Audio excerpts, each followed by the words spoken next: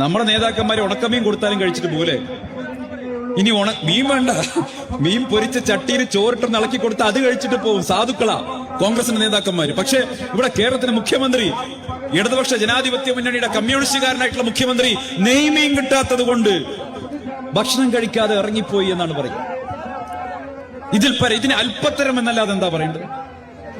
സഹപ്രവർത്തക ഒരു ചെറിയ പെൺകുട്ടി സെൽഫി ചോദിക്കുമ്പോൾ അതിനോട് ദേഷ്യപ്പെടുക, അതിനെ ആട്ടിയകറ്റുക.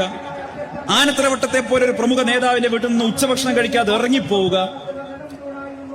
ഇതുപോലെയുള്ള സ്വഭാവങ്ങൾ കാണിക്കുന്ന ഒരു മുഖ്യമന്ത്രി ഇപ്പോ അദ്ദേഹത്തിന്റെ എല്ലാ നിയന്ത്രണങ്ങളും കൈവിട്ടിരിക്കുകയാണ്. കുറച്ചു ദിവസം മുൻപ് ചില പത്രസമ്മേളനങ്ങൾ അദ്ദേഹം ചിരിക്കാൻ തുടങ്ങിയിരുന്നു. എനിക്ക് എന്താണെന്ന് മനസ്സിലായില്ല. അപ്പൊ PR ടീമിന്റെ അഡ്വൈസ് ആണെന്നാ പറയുന്നത്. ഇവിടെ കിണറ്റിൽ ഇറങ്ങിയൊരു ചെങ്ങായി ഉണ്ടല്ലോ, അയാളാണ് ഇപ്പോ ഇവരുടെ PR ടീമിന്റെ അഡ്വൈസർ എന്ന് പറയുന്നത്. അഴീക്കോട് പോയി കിണറിലിറങ്ങിയാൽ പഴയ മാധ്യമപ്രവർത്തകൻ, അയാളാണ് ഇപ്പൊ അഡ്വൈസ് ചെയ്യുന്നത്.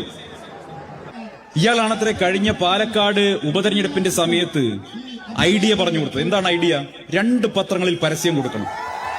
സുപ്രഭാതത്തിലും സിറാജിലും പരസ്യം. എന്താണ്? സന്ദീപ് വാര്യരെ കുറിച്ച് പരസ്യം കൊടുക്കണം. അങ്ങനെ പരസ്യം കൊടുത്താൽ നമുക്ക് മുസ്ലിം വിഭാഗത്തിന്റെ വോട്ടുകൾ കിട്ടും. ഈ പരസ്യം കൊടുത്ത് പോയ ചങ്ങാതി പിന്നെ ഫോൺ ഓഫ് ചെയ്ത് വെച്ചു എന്നാ പറയുന്നത്. ഈ ഒരു പരസ്യം മാത്രം കാരണം അവിടെ വോട്ടുകൾ നഷ്ടപ്പെട്ടു. ആ പരസ്യം കൊണ്ട് മാത്രം പാലക്കാട് അവർക്ക് ഒരുപാട് വോട്ടുകൾ നഷ്ടപ്പെട്ടു. അങ്ങനെ പാലക്കാട് CPM